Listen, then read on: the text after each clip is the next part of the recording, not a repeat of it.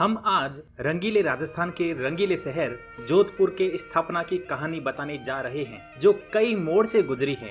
जोधपुर के संस्थापक राव जोधा को एक बार राज्य से जान बचाकर भागना पड़ा था और मेहरानगढ़ किले के निर्माण के दौरान एक संत के श्राप का सामना भी करना पड़ा। मंडोर को हासिल करने के संघर्ष के दौरान एक औरत ने राव जोधा को मूर्ख कहा, तब जाकर राव जोधा अपना राज्य प्राप्त कर सके और इससे उनकी जिंदगी बदल गई। तो जानिए पूरी कहानी क्या है। बात उस समय की है जब राव जोधा के पिता राव ऋणमल मारवाड़ के पहले की राजधानी मंडोर में शासन किया करते थे और मेवाड़ में चलने वाला शासन भी उनकी सहमति से ही चलता था। मेवाड़ में उच्च पदों पर उनका पूरा दबदबा था। इससे मेवाड़ के कुछ प्रशासनिक सरदार नाखुश थे। नाखुश सरदारों ने मेवाड़ के राजा महाराणा कुंभा और उनकी माता सौभाग्य देवी को राव ऋणमल के खिलाफ भड़का दिया और एक दिन षड्यंत्र रचकर गहरी नींद में सो रहे राव ऋणमल की हत्या करवा दी।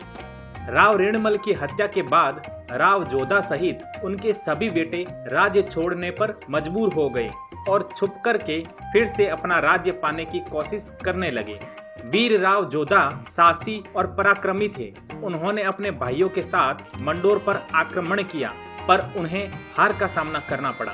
राव जोधा और उनके भाइयों ने हार नहीं मानी और दोबारा कोशिश की, लेकिन बदकिस्मती से उन्हें फिर हार का सामना करना पड़ा। ऐसा एक बार नहीं बल्कि कई बार हुआ। सभी भाइयों को समझ में नहीं आ रहा था कि आखिर करे तो क्या करें। बार बार हार के बाद भी राव जोधा और उनके भाइयों ने अपनी तैयारी जारी रखी। वो भेष बदलकर गांव में घुमा करते और लोगों को अपने साथ जोड़ते। ऐसा लगभग 15 वर्षों तक चला। लेकिन जब एक बार राव जोधा किसान के भेष में गांव में घूम रहे थे तो उन्हें जोर की भूख लगी, तो वे एक जाट की डाणी में पहुंचे। उस वक्त किसान जाट की पत्नी बाजरे का खींचड़ा बना रही थी। भूखे राव जोधा को जाटनी ने खाने के लिए बाजरे का गर्मा गर्म खींचड़ा परोसा। राव जोधा को जोरों की भूख लगी थी, सो वे खींचड़े को ठंडा होने का इंतजार किए बिना ही उन्होंने बीच थाली में हाथ डाल दिया। खींचड़ा गर्म होने की वजह से राव जोधा की अंगुलियां जल गई। यह देख डाणी में रहने वाली जाटनी ने हंसते हुए कहा, अरे भाई, क्या तुम भी राव जोधा की तरह मूर्ख हो? यह सुन राव जोधा चौंक गए और उन्होंने जाटनी से पूछा, ऐसा क्या किया राव जोधा और मैंने जो आप हम दोनों को महामूर्ख कह रही हो? जाटनी बोली, जिस तरह राव जोधा बिना अगल बगल के राज्यों के जीते मंडोर पर आक्रमण कर देता है और उसे हार का सामना करना पड़ता है, उसी तरह मेरे भाई तुमने भी थाली के किनारे ठंडा पड़े खींचड़ा को छोड़कर बीच थाली में हाथ डाल दिया तो जलना ही था। इस छोटी सी घटना ने राव जोधा की आंखें खोल दी। उन्होंने इसके बाद मंडोर के आसपास के क्षेत्रों पर आक्रमण कर उन्हें जीत लिया और अंत में अपनी स्थिति मजबूत कर मंडोर पर भी आक्रमण किया और विजय प्राप्त कर ली और अपना खोया हुआ पैतृक राज्य भी हासिल कर लिया।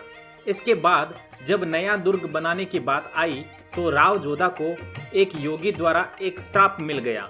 नए दुर्ग के निर्माण के लिए उन्होंने पंचेटिया पहाड़ी को सबसे उपयुक्त माना, क्योंकि यहाँ पर पानी की कोई कमी नहीं थी। इस पहाड़ी पर एक झरना बहता था जिसके पास चिड़ियानाथ नामक योगी रहता था।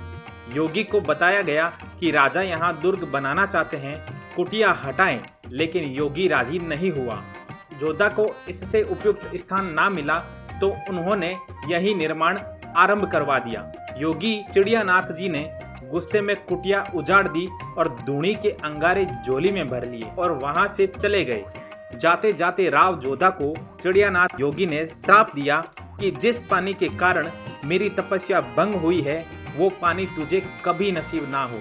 और माना भी जाता है कि तब से जोधपुर में पानी की तंगी ही रही। जब दुर्ग बना तो राव जोधा ने साधु की कुटिया वाले स्थान पर एक कुंड और छोटा शिव मंदिर बनवा दिया। ये पानी की तंगी इंदिरा गांधी नहर आने के बाद ही समाप्त हो सकी। मेहरानगढ़ किले की नींव देवी माँ कर्णी ने रखी और राव जोधा ने अपने नाम पर जोधपुर शहर बसाया। माँ कर्णी ने राव ऋणमल, राव जोधा और राव बीका तीनों पीढ़ियों को शरण दी थी और उनकी आध्यात्मिक गुरु भी बनी। जोधपुर और बीकानेर के प्रति माता का स्नेह हमेशा रहा। उन्होंने बीकानेर और जोदाने को अमर रहने का आशीर्वाद भी दिया और आज आधुनिक जोधपुर राजस्थान का दूसरा सबसे बड़ा शहर और पर्यटकों के लिए सबसे पसंदीदा शहर बन गया है।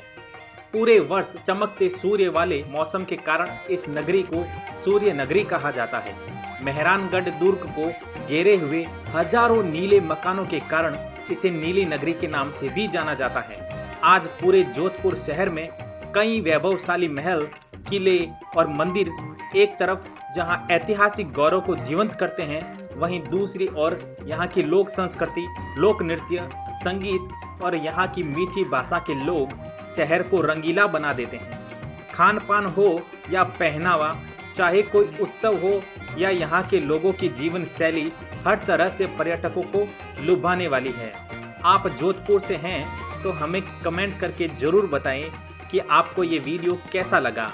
और हाँ, इस वीडियो को राजस्थान के हर हिस्से में पहुंचाने के लिए इसे शेयर जरूर करें और रमक जमक चैनल को सब्सक्राइब भी कर लें ताकि आगे और आने वाले हमारे राजस्थान के वीडियो को आप सबसे पहले देख पाएं। तब तक मुझे यानी राधे कृष्ण ओझा को इजाजत दीजिए। नमस्कार।